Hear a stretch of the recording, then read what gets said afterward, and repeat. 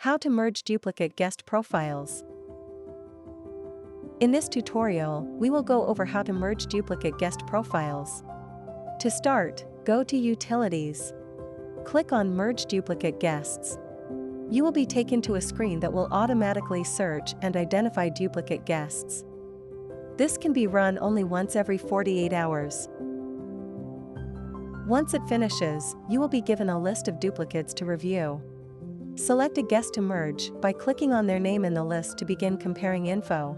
Once the guest profiles are selected, you can click on Use this profile on the one that you wish to keep.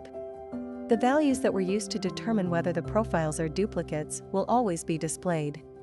Otherwise, only differences between the duplicate profiles will be displayed. For example, if both profiles have the same address, it will not be displayed, but it will be kept after merging. If the selected profiles are not duplicates of each other, you can click the Not a Duplicate button. This will prevent them from being returned to the list of suspected duplicate guests in the future.